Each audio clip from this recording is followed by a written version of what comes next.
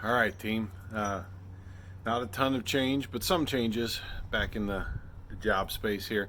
Let's go through where I'm at, what I've done, and maybe a little bit of a quick review on some of the tools that I'm using, what I've learned so far using them, and what's worked well for me and what hasn't. Okay, so ledger board's down. I've got my 1x index board down underneath that first lip of that first decking course there. So the deck outside's all finished up, and I'm starting to lay the decking on top. See my structure, my cribbed in joists all the way to the end. Door replaced. Haven't fixed that last little siding hole there. I've got some siding to patch in. I'm going to wait a little bit till I get a little bit closer with the decking, so I've got somewhere decent to sit while I'm working at it.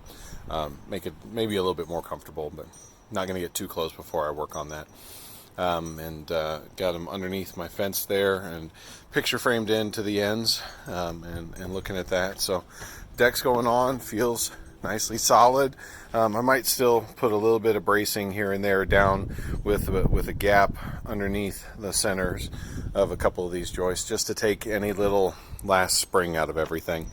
So I am using a hidden fastener system, the Camo system. Camo Pro X1 is what I've got here. It's designed for the pressure treated stuff, and it works pretty well. You drop it on, clip it in, it clips, it stands, load a screw from each side, run them down.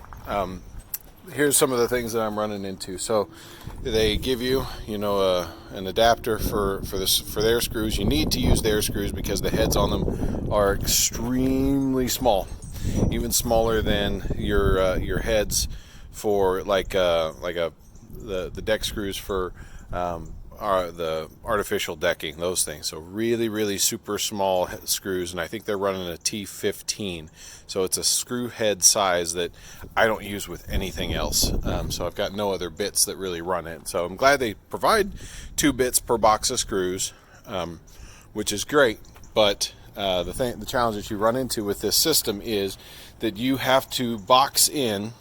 What they tell you in the instructions to install it per warranty is you have to box in a support everywhere that you've got a gap, because this board needs the full stud gap, full stud supporting it, and the other one needs a full stud width supporting it as well. So another 1.5 inch board there.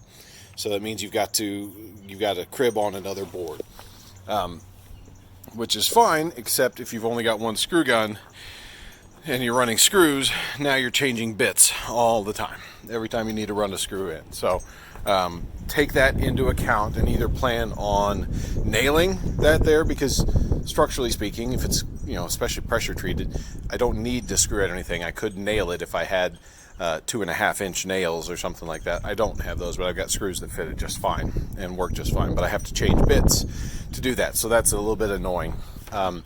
They say a 2x4 or something like that. I've had really good luck now. Of course, these are the last of those bits of the scrap ends of the 2x8s. But using the 2x8, I really like using it for cribbing.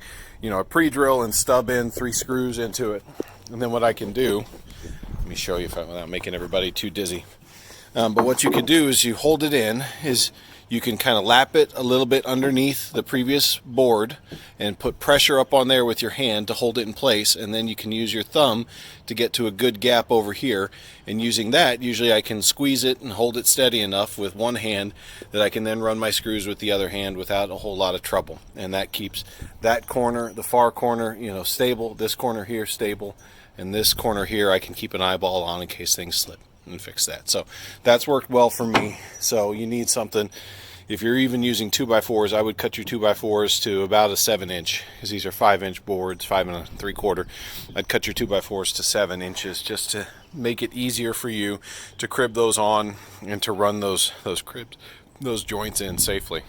So that's what I'm seeing as well with that. So overall, Camo system, really like it. Gives a really good look as you look down the boards and everything.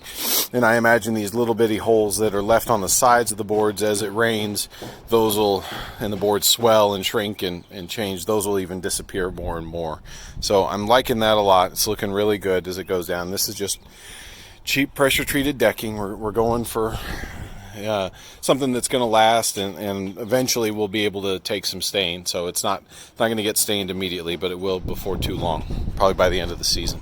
Stain it dark and then keep it stained like that. So beyond that, it's very stable. Everything's going together nicely.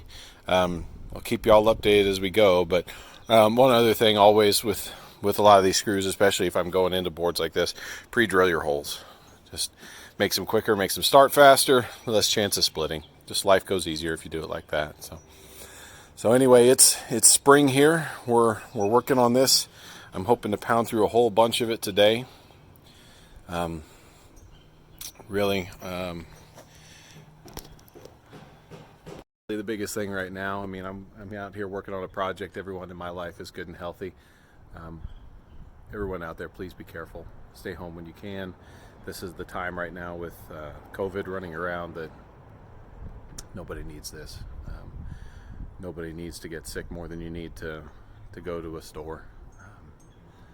Please be careful. Take care of yourselves out there. I hope anyone who watches this is healthy, happy, and doing the best that they can. If not, know that my thoughts are with you, and I'm hoping that this ends quickly and we can all go back to normal.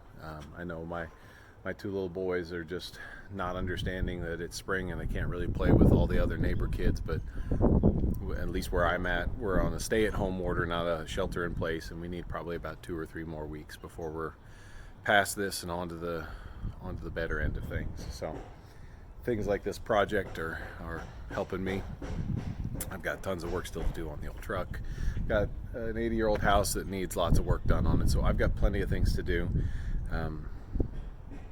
And if I didn't have that, I'd be doing push-ups and other exercises, trying to work on getting in better shape. Just for those of you struggling, try and put some goals out there for yourselves, small stuff. Even if it's just taking laps and marching in place while you watch a good movie or something like that, to get yourself moving and get a little bit of physical energy out, so that you don't have that stress just pounding you in the chest. Because I know, thinking about things, when I get stressed, I could feel that, just thumping, taking the bottoms out of your lungs and everything, and I don't want that for anybody. If I can be of help by posting any videos of other things or projects, or just simple stuff of watching the kids play and helping anybody de-stress, let me know, guys. Take care of yourselves, and wish me luck on my projects, and good luck on yours.